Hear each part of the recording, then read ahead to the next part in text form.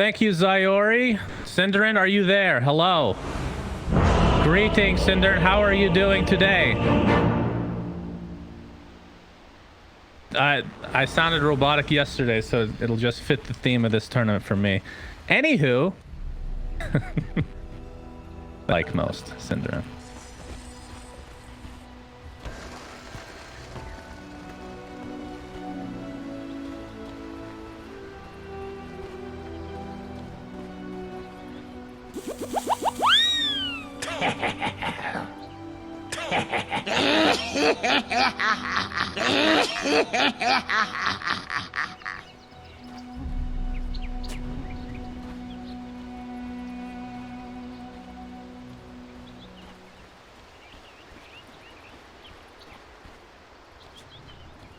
Okay.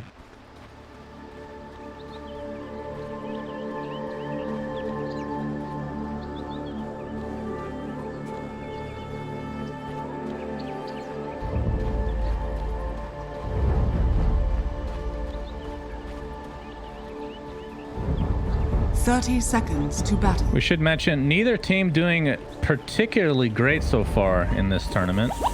I believe Liquid is winless in terms of series. They're 0-3, but 2 wins out of the actual games and 6 losses, where Secret hasn't played as much. They're 1-1 in series, 2-3 overall in games. So off to a bit of rough starts for 2 clearly tier 1 teams. Of course, Secret coming off a bunch of victories until recently. They were finally taken out, and then they took what was like a 2-week break, and now they're back, I guess. Yeah. Just can't Liquid won that tournament, and now they're 0-3. So that's just Europe for you right now. I think the teams are really close, and everybody can win against each other. So I think we should also remember, like, this patch. We're reaching a stage now with this patch where we've had it for a really long time. And that's usually where innovators can start taking series by coming up with something new, right? Like this Omni Knight 5, for example, can suddenly become a pick because the meta is so defined. Like, there's nothing picked from Liquid here that's out of the ordinary for them. Maybe a little bit, like the Coddle is not a meta favored pick, but it's a Liquid favored pick. I don't think Secret should be surprised with any of the heroes they're playing against. Alright, well, this mid lane, you kind of discussed that Boxy was going to be playing mid this time around. On that Void Spirit versus Nisha's Leshrac. Getting these split arts off already. How do you like this matchup overall? I'd say it's Lesh favored. Lesh does very well against melee heroes. Void Spirit can, of course, try to dodge the split earths with Dissimilate, but he needs to time it properly. It's still mana that you're expending, and Lesh will have the inherent advantage of always just being able to harass you with the Lightning Storm. So Foxy's still doing well here in the start. It's gonna be even right out the gate, and then I think when Lesh hits level 3 and level 4, the harass starts becoming a pretty major issue. Land the stun there. Definitely see that as another split earth connects onto Boxy. Does have a salve, of course, and more tangos on the way. And then top lane, Spectre, not the worst laner in the world anymore, Cinderin. Used to be one of the worst laners from a hard carry perspective, but now it's pretty decent, I guess you could call her. Yeah, for sure. How does this match up against like the Slardar? Will she be able to get a decent amount of farm, or will Zai just keep her at bay? I think Coddle as a wild card in that lane, or whatever you want to call it, can help Spectre a lot. This is the kind of hero that Coddle will really make a big difference against, because similar to how we talked about yesterday when we had a Phoenix against Slardar, Slardar is a hero that's almost exclusively based off right clicks, and Coddle has a very powerful blind knockback. So probably be okay on Spec with the help. They can also, you know, once Coddle gets level 3, just spam out daggers non-stop for harass and hopefully stabilize. But even despite all of that, I still think Secret should come out ahead in this lane. Because, yeah, you can defend the Spectre, but you don't have plays yourself. Boxy's forced to pop the wand and does get off the Resonant Pulse in time. It's only physical damage was left for Nisha. But he's definitely being pressured here. Yeah, Nisha's, in terms of the CS, a little bit of a lead right now. He has another wave coming in, though. A couple more range creeps as well. Yeah, Boxy, I mean, in terms of levels, they're basically even as well. So if you can hit the split earth, though, okay. Force the level. And how early do you typically get Dissimilate? I see a lot of people just forego this, but you usually get it level 3 or 4. in very specific matchups making him go 2-0-2, but most Void Spirits actually like maxing the Simulate early or the Resonant Pulse because it's your farming tools. It gives you the Wave Clear, gives you the runes, as Quick actually gets the first blood. Puppy was out pulling, and they got on top of the Sven, so relatively easy kill there. And already paying big dividends that they put the Viper in the off lane, I would say. That is very important to shut down Sven. Radiant's bottom tower is under attack. And then looking at the actual CS in terms of the carries themselves. I mean, Koikva is actually position 1, it feels like right now. After getting that kill in lane, of course. 24-2 in CS, so leading the pack. But looking at the actual carries, Sven 15-0, Spectre 15-1. So they're being limited a bit, but they are essentially even. So you have to think that that would benefit the Sven overall in terms of how the game is going to be shaping up, considering you want to get online a little bit earlier, does Secret. Well, they get the kick mid, but did not connect the other remnant on box. He still got a TP out of Puppy. Yeah, I think so. I think Sven is okay with the state of this because, like the panel talked about, Liquid's lineup doesn't exactly push towers very well compared to Secret's with the Diabolic Edict. So you would imagine Secret will hit this timing where they can really start grouping up and threatening towers. And if they pull that off correctly, that means a lot of space for Sven. Also, I would say in this game, Slargar is one of the heroes that, with a good start, you can probably leave alone a bit. And that gives Yapzor a very natural transition to start stacking camps for Sven for a comeback. Hasn't really done it yet, though, but might see him start doing it here at the 7-8 minute mark when Sven wants to transition to the triangle with Mask of Madness. And Bounty Rune's about to spawn here. Yeah, Matu getting pressured off the lane quite a bit here in the bot, but like you said, it is a Sven after all, so once they start getting those stacks up, should be able to make a comeback. As top lane, we're going to have the Telekinesis into the Crush. Insania is able to get off a Blinding Light, but will likely just fall eventually. And it will go to Zai. So Yapzor for once not stealing a kill. Good to see. Although Yapzor with farm is a pretty scary sight to behold, no doubt about it. You've had a lot of experience with that, feeding Zai, your life to save your 4. I mean, true. We've got so used to seeing Zai have slightly rougher games than average lately from Secret, but in this game he's off to a very hot start. He was top net worth a moment ago until Koikva just took it over again. So definitely look out for that. But yeah, so far pretty stable game. It's pretty average for both teams. The big winner in all of this, maybe a bit more than you could have expected, is Koikva, speaking of which it's going to go in bot. Not going to find too much action. Continuing to pressure with Viper. I mean, against 2 melee heroes, pretty much the dream matchup like you were talking about, being able to orb walk, which, I mean, is that even a term anymore? I feel like that's, I mean, it's technically a thing. So yeah, it's still there. Not being able to aggro creeps and whatnot. It's not something that gets talked about as much anymore, and I think part of that is that more heroes got it, right? And it used to be something really cool, and now it's just standard for everybody, even at mid-skill, to take advantage of orb walking. But obviously, back in Dota 1, when the term was coined, it was a bit more of a higher skill thing to do. Puppy getting pressured by both Viper and Earthspear, able to get the purification off under the midst of the tier 1 tower. Actually pops a fairy fire as well. Yep, just barely lives. Extra status resistance for the win. Nisha's here though, gets off a split Earth, and this is looking to be a very important kill onto the Viper. So Matu thanking his mid laner as his recovery is well underway now. Puppy is so tanky with nothing. It's actually crazy. Viper was laying into him for a good 15 seconds there, and he still survived it with just Heavenly Grace and Purification. And that's something that can happen when you pick these unusual heroes, right? Liquid must have extremely limited experience playing against Omni this patch, and in general, like, nobody plays this hero. I have not seen an Omni Knight in any of my last 100 games, and that's not even an exaggeration. I literally think the hero has been unpicked.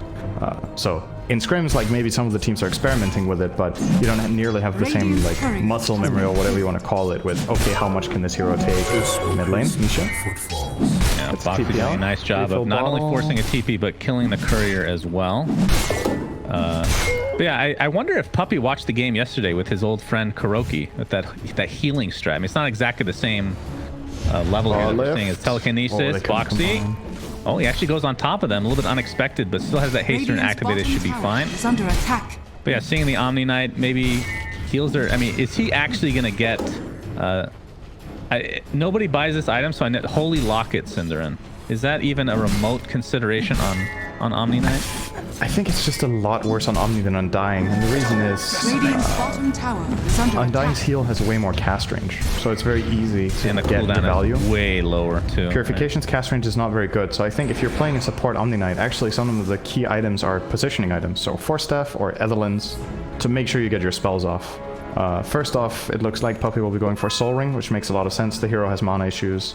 This allows him to start pushing out waves. Puppy loves playing greedy on his 5 and getting farm. So we'll enable that playstyle very well. And then I think it's going to be very telling what his next item is on the quickbuy. I would like Lens, Glimmer, or a Force Staff. I think all 3 items are really good for different reasons this game. Might be in trouble now though. Stacking the living crap out of this jungle. Puppy's okay for now. He's a tanky boy. I don't know if they want to even dive in this tier 1.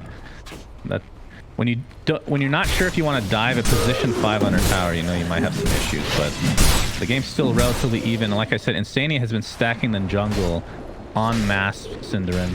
Of course, Panel brought the fact up that if you do scout this as a Leshrac, you could take that very easily. Sven obviously needs a little bit more farm before he can flash farm to that degree. But looks like they're going to start taking it out with both Insania and Mickey. This will be a huge influx of gold. And once this Blade Mill comes online for Mickey, he'll be able to basically just do these himself. Tower is under attack.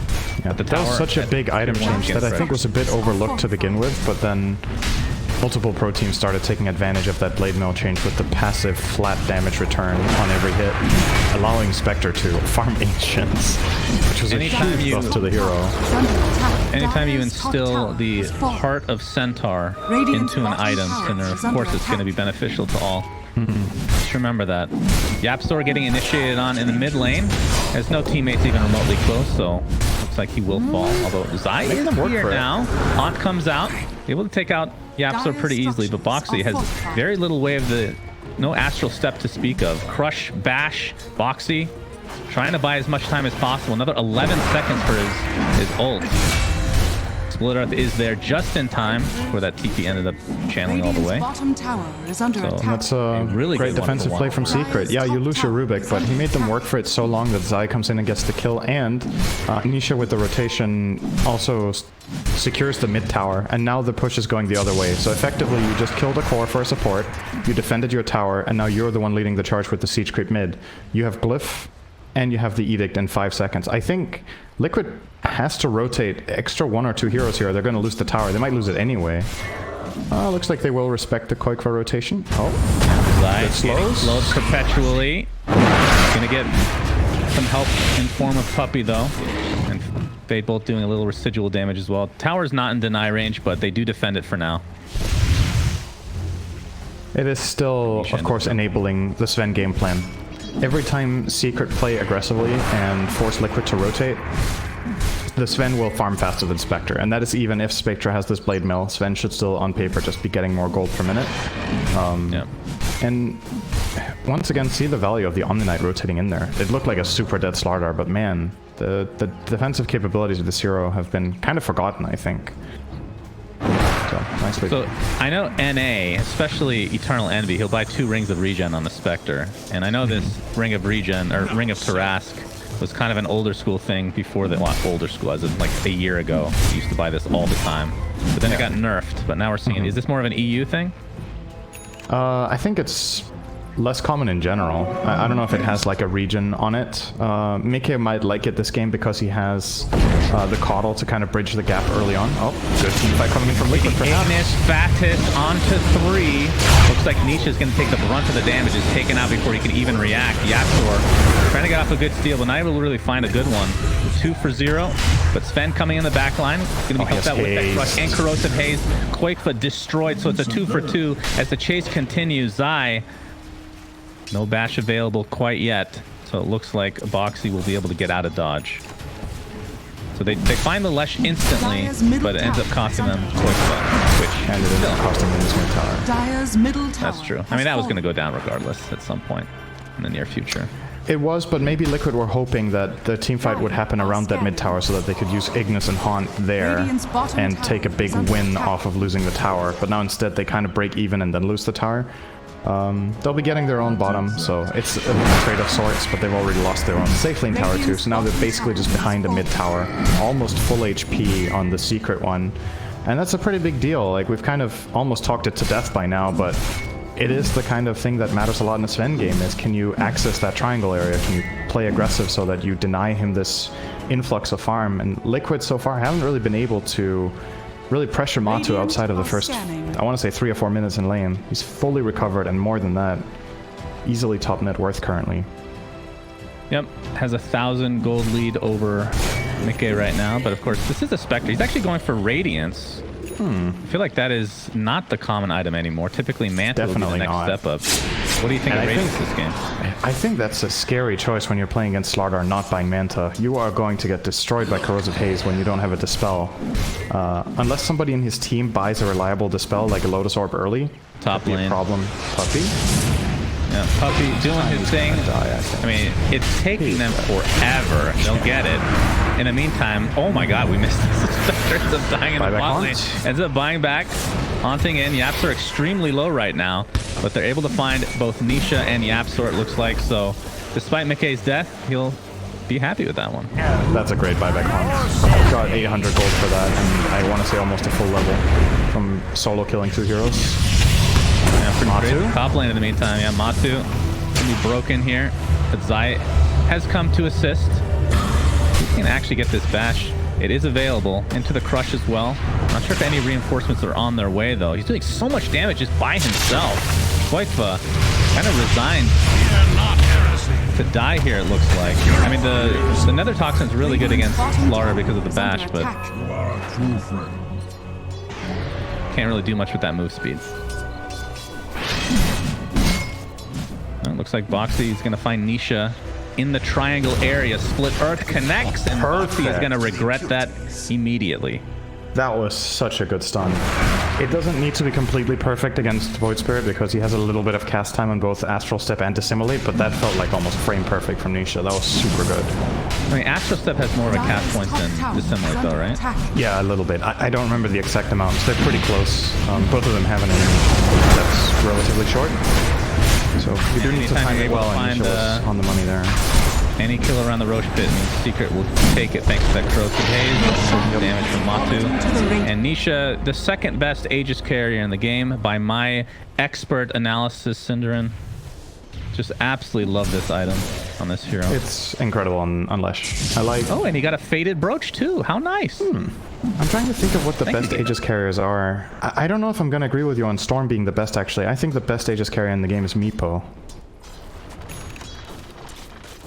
Yeah, we did cast him yesterday. He came up in my mind as a top 3. Yeah. I mean, I think historically speaking, Storm Spirit would be number 1. For sure. It's also the obvious candidate just because of how much damage you do with your mana bar, and then just having a second bar is obviously bonkers. But usually, when it comes to game winning, I feel like when Meepo gets it, it closes out more games when Meepo gets Aegis than Storm, right? And that's a good way of like indicating. But much smaller sample size, Cinder, and don't forget it. That is true. We're in for science on this cast. Newly implemented science strategy. I still fully agree though with Leshrac being a god tier, excuse me, a god tier Aegis carrier.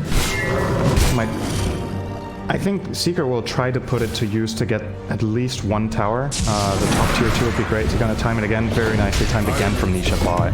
Finding Boxy out of that Invis rune, and that deserves an Aegis timer in all chat. That kill. Radiant's top tower Insane, he was like, Boxy, they have Aegis, here are the times. Stop. Yeah, I actually have a random question for you. What you're given.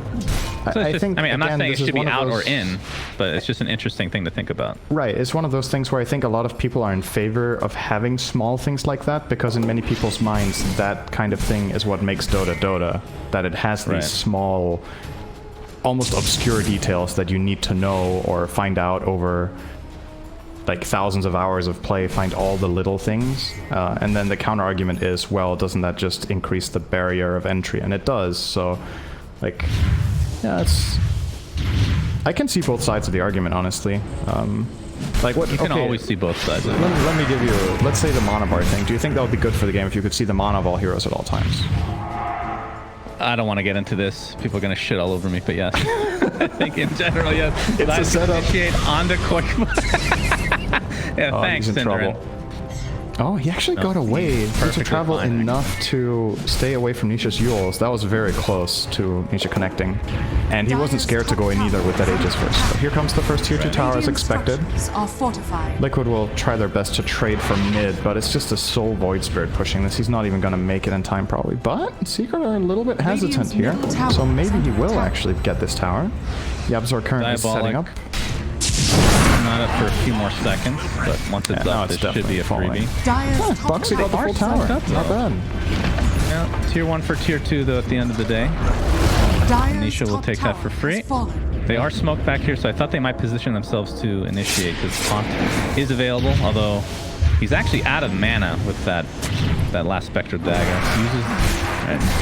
regen just a little bit. So we'll be going back to base to get full mana and be ready to Haunt here. Nisha is going to dodge that initiation to start things off, but here's the initiation from Zai on top of Koikfa into the Split Earth. Ignis Fatis is there. That is just going to be the Aegis for now, though. Haunt coming in.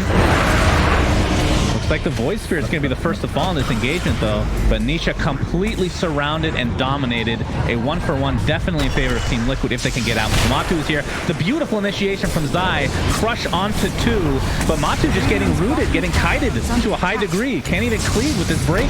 Has to pop that BKB. Zai crushing, attempting to get out. Will not do so. Matu is able to TP out to safety. Looked like Matu forgot it's a he 1 bought for the 3. BKB. Yeah, actually, true. he sat in like 1000 magic damage and roots instead of BKBing and just smacking people there when he got blinding lit. I think there was possibly a way for Secret to actually win that fight, but just strictly electing to use the BKB defensively, whether he forgot he had it or just thought they could win anyway, or he was worried about using it too early. That fight, in my book, either ends in the first 10 seconds or, like, I mean, it ends in the first 10 seconds, good or bad. So you might as well pop that BKB, get your value, and if you see it looks bad, you TP out after the 6 or 7 seconds. But yeah, all right. That was also the Radiance reveal for McKay. Yep, for sure. Who has 1,200 gold on top of that now towards And now comes the eventual Manta build-up. style. So do you think it was more of a... I mean, obviously we talked about the early game being in favor of Secret and whatnot, but if you're able to get over that hump with that Radiance, you'll be able to just farm to such a degree that you'll be able to get these tier 1 items that you need to kind of stay close to the net worth of somebody like Sven that can flash farm. Is that what he was thinking? With the just buying Radiance over Manta, I don't think it's a much faster farming item than Manta. I think the logic here is maybe just how do we amplify each other the most possible, right? Our lineup is really a cluster lineup where we group up and we fight in our Coddle team, we fight with our Earth Spirit combo, we have an Atos and an Orchid on our utility heroes, so if we keep the fight in one place and it extends, this Radiance will give value. And of course, the blind is also nice against Slardar and Sven, 2 physical heroes. Yeah, that's true. So I think there's a lot of good things about it. I wouldn't say just flat out objectively this is just better than Manta. Well, I think he was debating have himself. Once you have both, then it becomes out of control. Your Absolutely. farm, right? That's... It feels weird to go Manta into Radiance. Like, that's not really Right, then you would probably just go Manta Skadi instead. Yeah. Or Abyssal. But again, that's the discussion. I feel like that's also why we're not seeing Radiance so much, is that this time of the game, usually the fights happen, and if you come in with that Manta and win the fight, you transition into your next item, and Radiance just has this ability to fall off and look pretty weak. Look at this. Matu was showing top. Liquid was nearby. They smoked, but they didn't think he would be alone, so they just assumed he had a bunch of backup.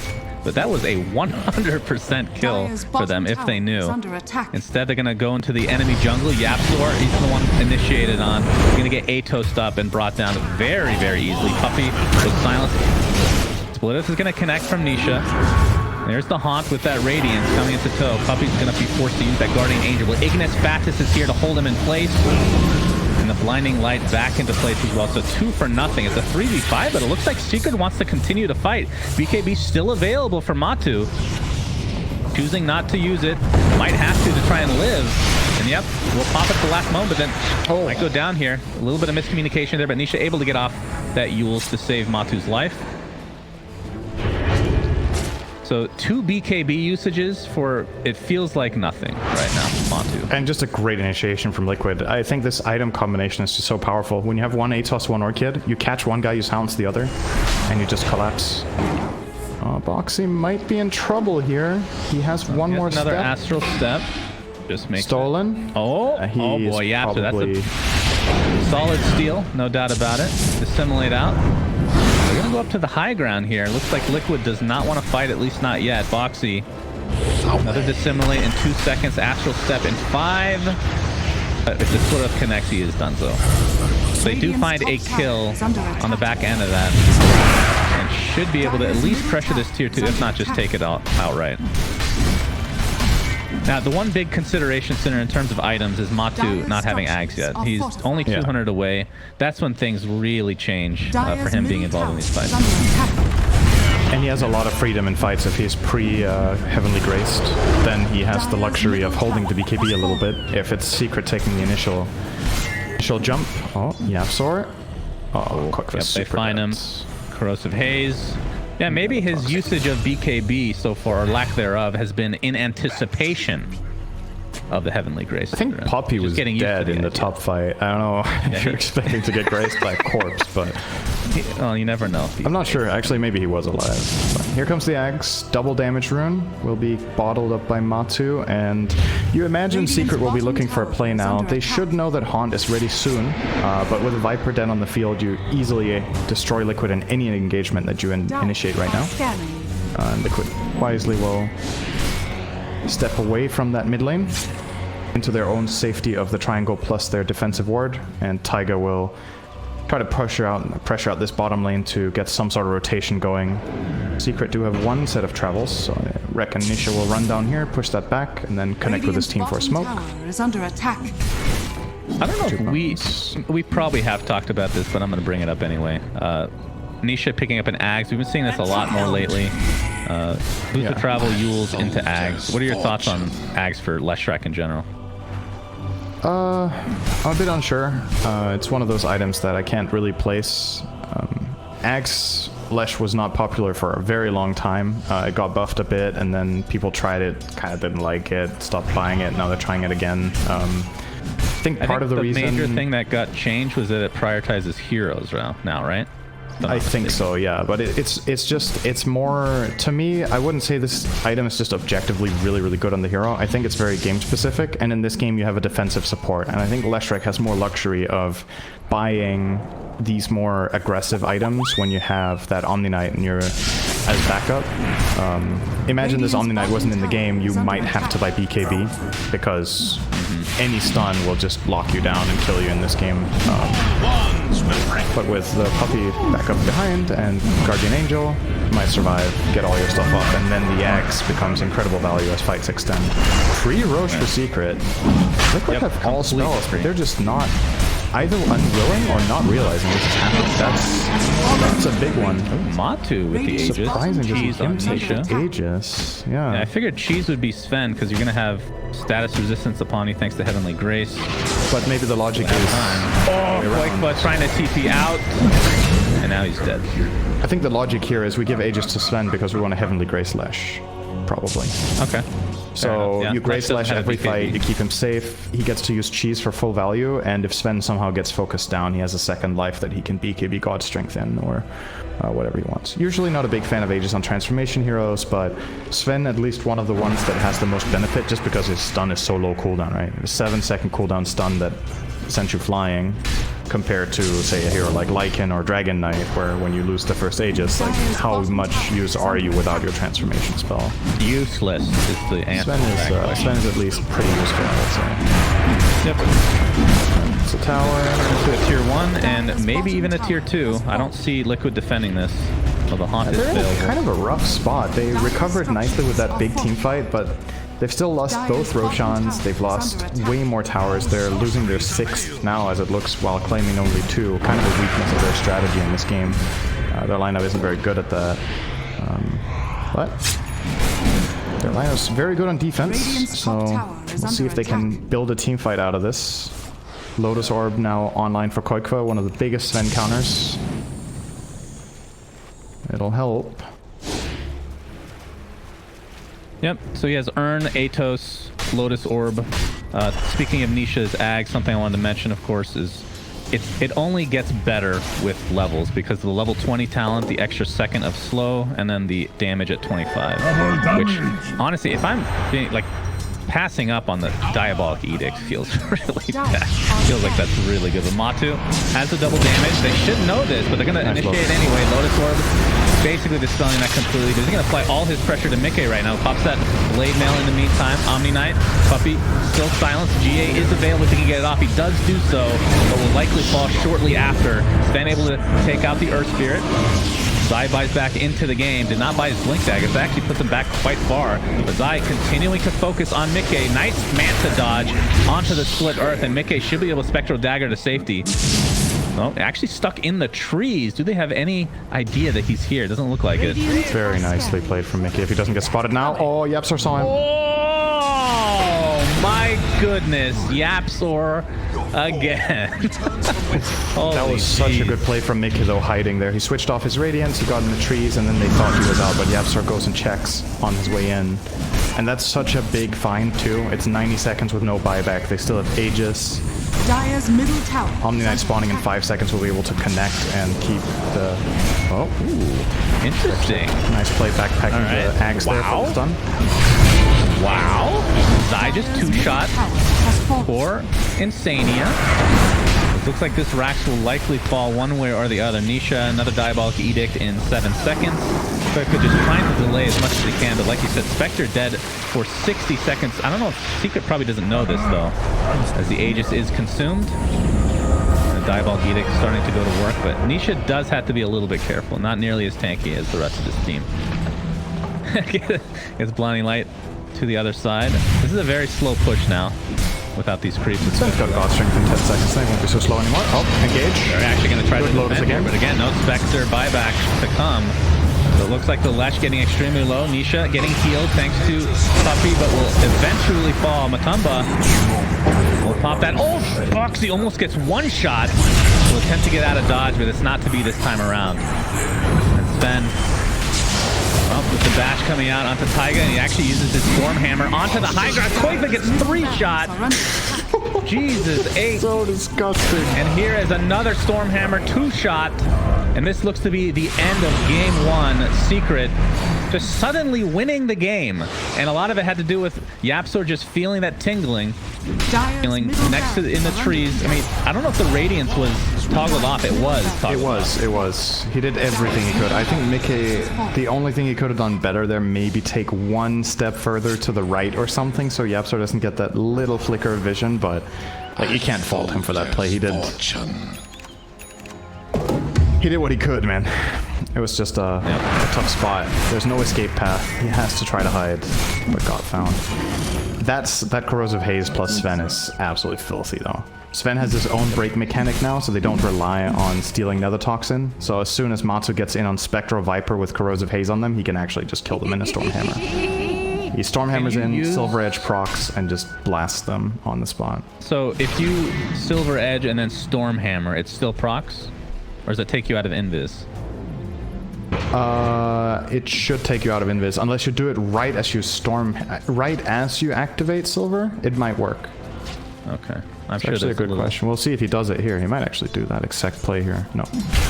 Are scanning. Okay. Well, level 24 for Matu now, and Secret with a 12k net worth lead. Next Roche not going to be up for a few minutes, but that's a fight that Liquid will have to take, because that will probably be 100% GG if Secret gets the Aegis cheese and, well, either Ags or Refresher Shard this time around. Wonder why Matu is opting for the Abyssal over AC. Usually we see Svens get AC in the slot. Attack speed is very high value. Getting the armor, scaling into late game, obviously great against basically any lineup most of the time. But he is choosing for... He's electing for the more stun-heavy build. Maybe he feels like he doesn't need the AC because of Slardar. Maybe they want Slardar to get the AC, so Sven can just get something else. Seems to be the case. There's a Hyperstone, but we've seen Slardars buy Moonshard. Guess they will get AC on the... It's Slardar. A pseudo blink if you're stuck without BKB in like the Nether Toxin. True. Right? Yeah. That's fair. think in terms of raw DPS though, AC has to be a much better damage per gold. Yeah, most likely. And if you can't get that, you could consider, you could have considered like Daedalus for just that flat out one shot. But like you said, Abyssal probably has some nice secondary uses here, bridging the gap between stun cooldowns. Now Nisha has the BKB on the way, so he's going to be that much more tanky. Dire's top tower is under Working attack. with this 12k network Boxy lead showed now. he's in trouble. Yeah, Matu finds him Gets the and bash. brings him down. Well, that's what nice like thing about the 5 basher. times You can it, bash out a Silver Edge, and then you get a free stun. Well, what do you know? True. That's not reliable, though. When you're a Abyssal pro is, though. player, it is. I mean, maybe that's the logic. You can Silver Edge hit someone, instant Abyssal, so they can't Manta dodge or Lotus Orb the stun, and then you can stun. So you get the full, like, 3-second value out of your stun chain. That might be what it is. If that's the reasoning, it's pretty interesting, actually. Yeah, Mickey forced to just sit inside these trees with the radiance off. Dire's bottom tower is under Feels attack. pretty bad when Didn't you work can't last farm. time, so this time he's gonna get out earlier. Dire's bottom tower That means a is free gone. tier 2. Roche in 1 minute. Yeah, and I doubt Secret will try to push before that point. I mean, Matu has nowhere even near enough gold for buyback, so just banking on this Aegis right now. But like I said, that's probably Liquid's one, I don't know if you want to call it an opener, but, or opening, but the Roche fight seems like it's something they have to take this game. And you're right, Zaya is going for the Assault instead of the Moonshard. Started off with the Hyperstone this time, though. So Nisha now level 21, so actually went for the Pulse Nova damage. Okay. Actually, I've seen a lot of, now that I think of it, I've seen a lot of Leshes do this despite having Ags. Just because it's better, generally. Yeah. Not as consistent. The other Also, way. again, I think it's game specific. Like, you look at the game, does this feel like a game where it's game changing that you get slows off? I don't think it matters that much. You have so many stuns. Sven with a 7-second cooldown stun, you have a Slardar to stay on top of people, Leshrac himself with Yule and move speed, Rubik. There's the Haunt. The Haunt to start things out. Zaya's going to completely destroy Taiga with the help of Matu. That's one out of the gates. Oh my god, the 2-shot! Are you serious? Blade Mail is popped, so Matu has to be a little bit careful inside the Ignis Facets as well. So has the BKB activated for himself, trying to kite around as much as possible. Nisha still with that 10-second BKB, destroying the Spectre, and it looks like no buyback for him. So Liquid starting to drop like flies despite the buyback, still at the huge disadvantage. Matu continuing to just one-shot people from afar as GG's come out. So game 1 to Secret. Very satisfying to see those 2 shots. Famous Swedish celebrity. How is that balanced? Now that was crazy, man.